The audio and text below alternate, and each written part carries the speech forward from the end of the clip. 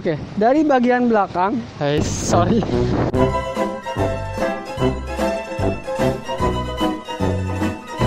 Selamat datang di Garut Motovlog.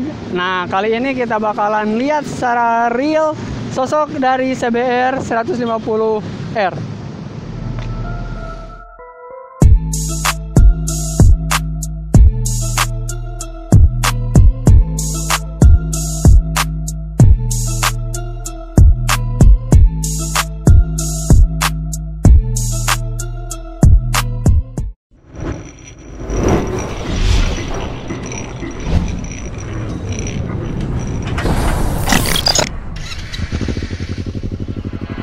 Untuk sekarang, karena kita sedang ada di dealer dan kebetulan ada unitnya, jadi kita bakalan review perbedaan antara CBR 150R dengan CBR 250RR.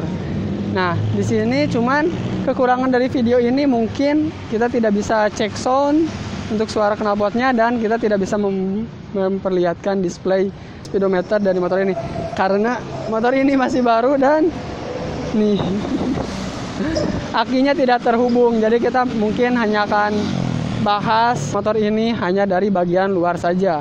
Oke, lanjut.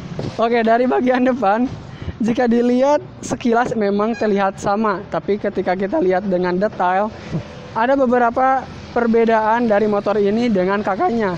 Pertama, kita bisa dilihat dari wingletnya.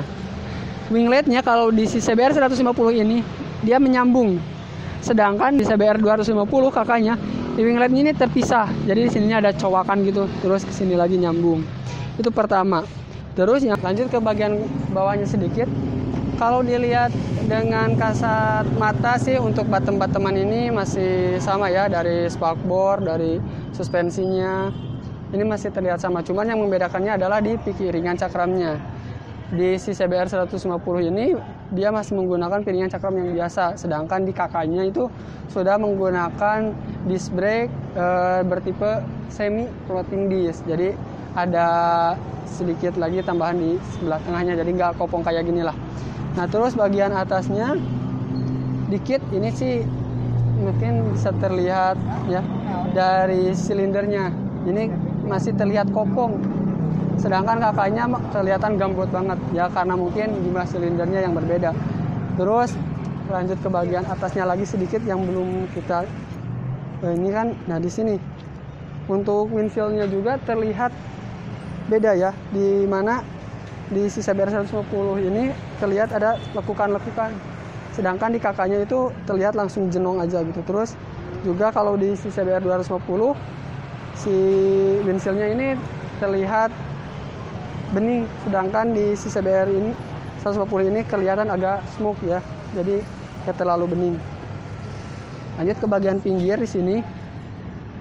Untuk bagian sini yang membedakannya lagi adalah adanya lubang ventilasi lubang di sini untuk mendinginkan mesin. Jadi selain ada radiator di sini, lubang ini juga berfungsi untuk mendinginkan mesin di sini. Jadi ada hawa yang masuk.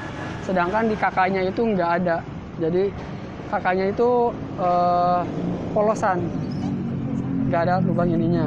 Terus lanjut ke bagian sini. Nah, di bagian sini juga ada sedikit beda nih.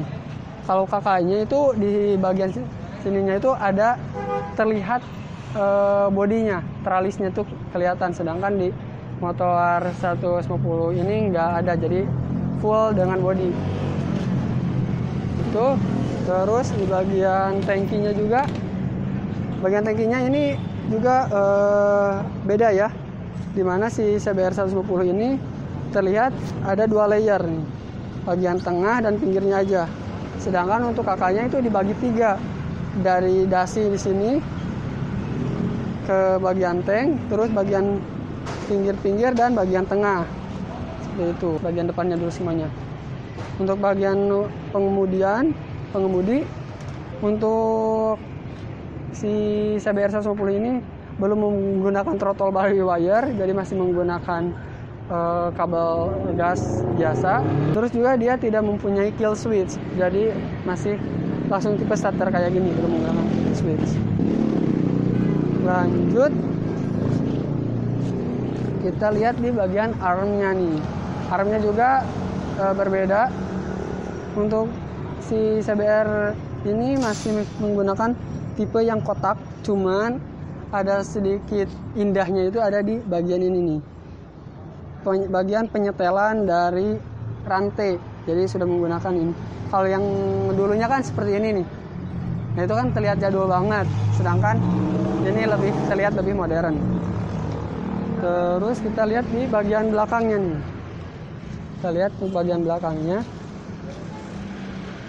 Untuk bagian belakangnya, motor ini terlihat langsung plek aja gitu ya. Seperti ini, polos. Sedangkan di kakaknya itu, di bagian pinggirnya ini terlihat agak pipih. Terus juga ada bolongan. Ada bolongan, jadi kesininya tuh terlihat lebih lebar, tapi lebih pipih. Sedangkan di sini kelihatan lebih biasa aja, kayak gitu. Nah perbedaannya juga di motor ini tuh gak ada behelnya. Jadi untuk pindah-pindahin motor di belakang sih agak sedikit susah ya. Jadi kalau misalkan mau parkir, mau pindah-pindah motor itu harus dari sini. Harus langsung dari stepnya, kayak gitu. Knalpot juga dia masih menggunakan knalpot tipe yang lamanya. Sedangkan kalau kakaknya kan standarnya itu ada 2 lubang. Kalau ini masih 1. Seperti itu. Lanjut kita bahas mengenai sistem suspensinya. Nah sekarang kita lanjut ke sistem suspensinya. Untuk bagian depan dia lebih unggul dari kakaknya, di mana dia sudah menggunakan tipe USD dengan brand Showa, dan sini ada SFF BP atau Spirit Function dan Big Piston. Jadi piston dari si USD ini berbeda dengan kakaknya. Lanjut untuk bagian belakang, dia suspensi belakangnya sudah menggunakan tipe wing kayak gini. Jadi untuk menghajar tikungan-tikungan atau jalan-jalan yang agak bergelombang, kayaknya ini bisa lebih enak kayak gitu. Itu untuk suspensinya. Sedangkan untuk mesin sendiri, kita masih belum banyak perubahan. Yang dirubah untuk sistem permesinan itu hanya ada di bagian pendinginnya atau oil coolernya, di mana si radiatornya itu dibuat berbeda dari sebelumnya, katanya seperti itu. Untuk mesin masih sama, 1 silinder 150 cc, berpenggerak 6 speed, dan seluruh tenaga mesinnya itu disalurkan melalui rantai kayak gitu.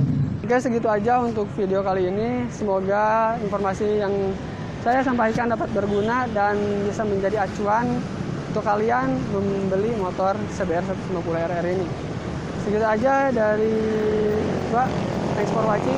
Jangan lupa subscribe bagi yang baru singgah di channel ini. Dan jika kalian suka, silahkan kalian like. Jika ada masukan dan saran, silahkan tulis di kolom komentar. Salam motovlogger.